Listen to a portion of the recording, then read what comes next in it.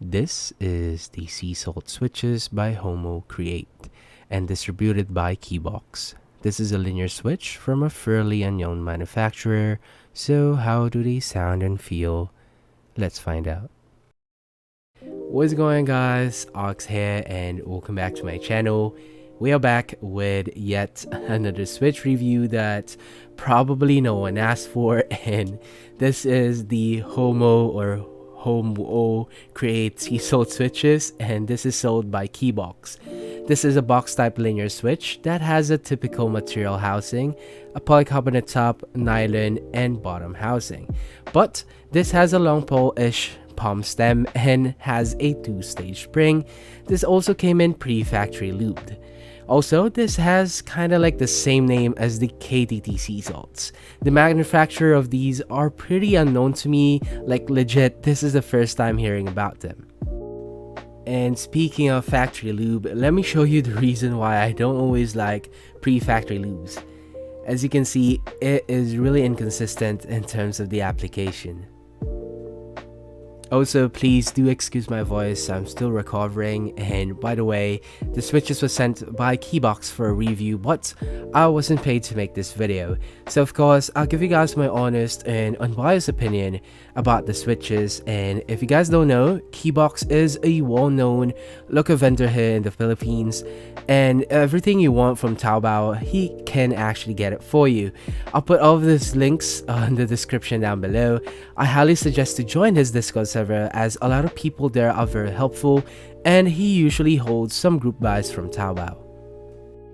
So in today's video, it's going to be the usual, but we won't have a stock versus lube comparison, as this was already pre-lubed, a Soundtest comparison versus the other linear switches, and of course, a material breakdown. If you all want to hear my thoughts and opinion about the switch, please do stick around at the end of the sound test. And speaking of sound test, let me give you guys a quick disclaimer before we start. That the sound and experience may vary depending on your keyboard build, meaning to say that it might sound and feel different on your board. We of course be using the Vega 65 with a polycarbonate plate, a PCB to platform, and one case film. Again, the switches were already pre-factory lubed. The keycaps that was used on the Soundtest was a dummy key set. So with all of that out of the way, please do enjoy the Soundtest on the Sea Salt switches.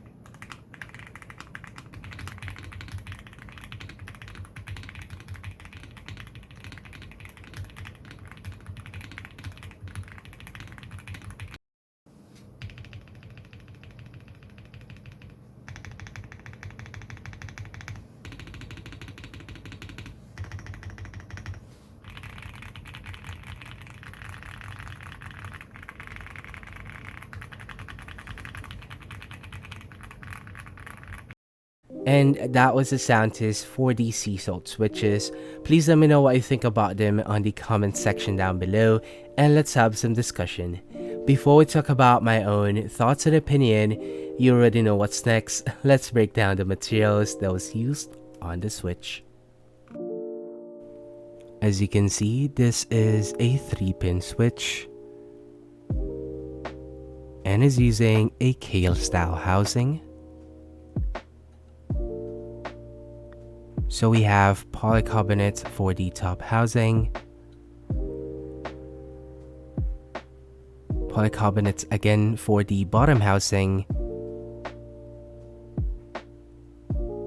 a long pole-ish palm stem, and lastly a 2-stage springs with a 50-gram actuation force.